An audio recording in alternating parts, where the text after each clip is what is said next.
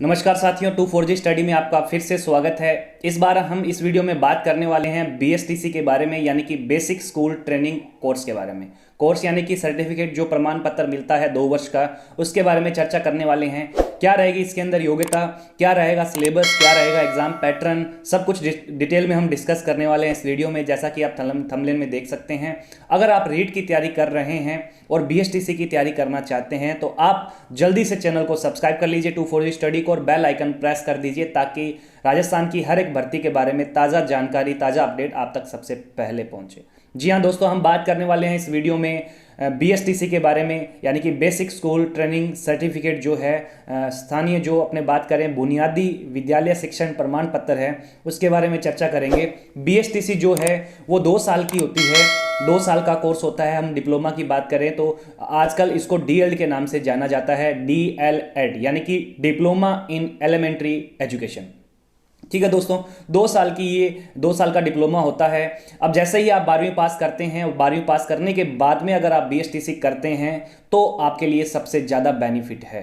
अगर आप 12वीं पास करते ही राजस्थान में सरकारी नौकरी लगना चाहते हैं, जल्दी से जल्दी लगना चाहते हैं, तो इससे बड़ा ऑप्शन आपको कहीं नहीं मिलेगा। यानी कि जो बीएसटीसी है 12वीं के बाद में, 12वीं में कितने नंबर चाहिए ये भी हम बात करेंगे इस वीडियो में। कितने नंबर आप मिनिमम लेके आएंगे ताकि आपका बीएसटीसी के लिए आप पात्र हो जाएं, बीएसटीसी का जो प्रवेश परीक्षा है उसके लिए पात्र हो जाए। अलग से फॉर्म भराए जाते हैं बीएसटीसी के लिए हर साल, और अब भी फॉर्म भरवाए जाएंगे। जैसा कि एग्ज़ाम है बोर्ड के, अगर सब कुछ सही रहा तो टाइम पर, जैसे अप्रैल में मई में जो एग्ज़ाम होता है बीएसटीसी का, उस हिसाब से आपको टाइम मिलेगा लगभग 1 महीने का, 40 दिन का।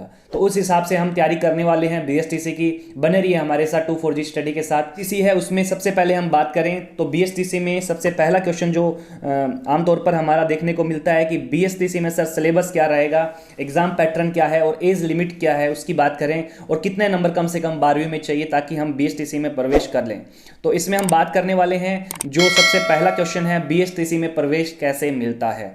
तो सबसे पहले आपको 12वीं पास करनी है, 12वीं पास करनी है। 12वीं में कम से कम आपके कितने नंबर होने चाहिए मैं आपको बता दूं। 12वीं में कम से कम आपके नंबर होने चाहिए 45%। एससी एसटी ओबीसी की बात करूं तो 45% नंबर होने चाहिए। इसके अलावा अगर आप जनरल से हैं तो 50% नंबर आपके होने चाहिए। आप अगर 12वीं में ये प्रतिशत नंबर ले आते हैं तो आप बीएसटीसी में प्रवेश परीक्षा दे सकते हैं, प्रवेश परीक्षा दे सकते हैं। जी हाँ दोस्तों, इंट्रेंस एग्जाम होता है, इसके लिए अलग से प्रवेश परीक्षा होती है। आमतौर पर मई के अंदर ये एग्जाम होता है, 15 मई, 19 मई के आसपास, 20 मई के आसपास ये एग्जाम आपको देखने को मिलेगा।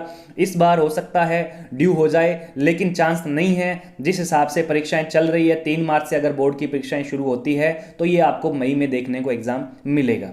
अब बात करें कि बीएसटीसी प्रवेश परीक्षा है, उसका जो एग्जाम पैटर्न है वो किस तरह का रहेगा। तो कुल मिलाकर जो एग्जाम पैटर्न की बात करें तो कुल मिलाकर जो पेपर है वो 600 नंबर का आता है। 4 पार्ट है, मैंने 4 डिवाइडेशन इसके किए हैं। पहला जो पार्ट है वो 150 नंबर का रीजनिंग का है, 150 नंबर राजस्थान जीके है, 150 नंबर टीचिंग एप्टीट्यूड है, और इसके अलावा 150 जो है वो लैंग्वेज एबिलिटी है। लैंग्वेज एबिलिटी यानी 60 क्वेश्चन, 60 नंबर जो है वो इंग्लिश के हैं और 90 नंबर हिंदी के हैं। तो कुल मिलाकर मैं बात करूं तो बड़े बड़े जो सब डिवीजन, जो सब डिवाइडेशन जो कर रहा हूं मैं, तो वो है टोटल कुल मिलाकर 5। और वैसे 4 पार्ट है 150 नंबर के, 150 नंबर के, कुल मिलाकर कितने हुए नंबर, 600 नंबर।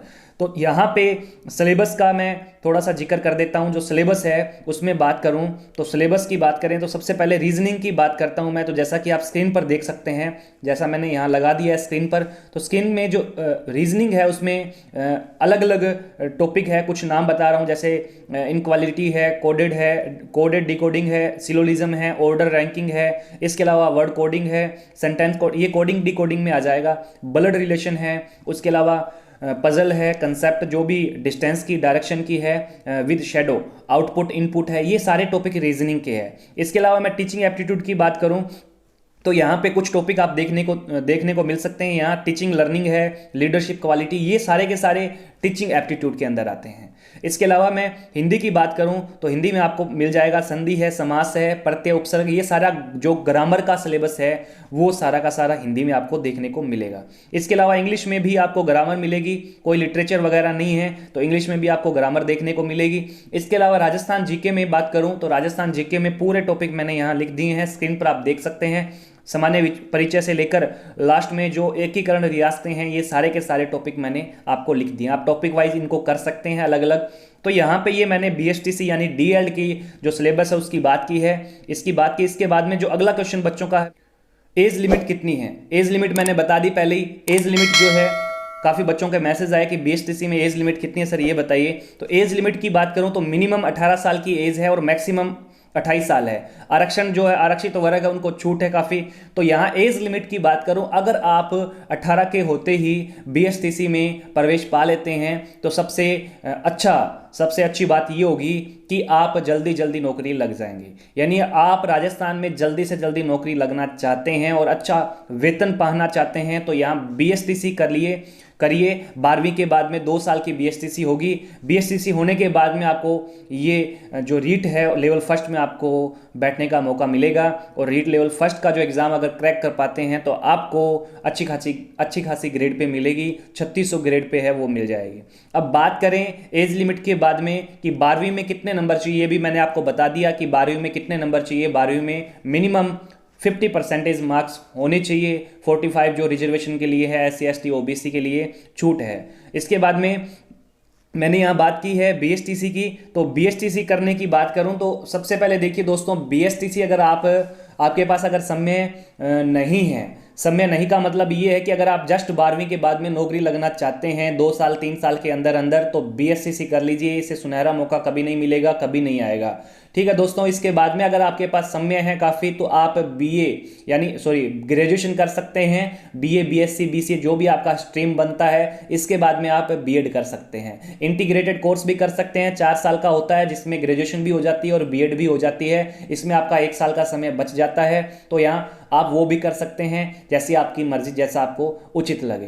तो यहाँ अगर समय बचाना चाहते हैं तो बीएसटीसी करने का सबसे सुनहरा मौका आ चुका है। हाल ही में काफ़ी 2-3 दिन के बाद में ये फॉर्म चालू हो जाएंगे बीएसटीसी के, और उसके बाद में फॉर्म भरने के बाद इंट्रेंस एग्जाम होगा, प्रवेश परीक्षा होगी।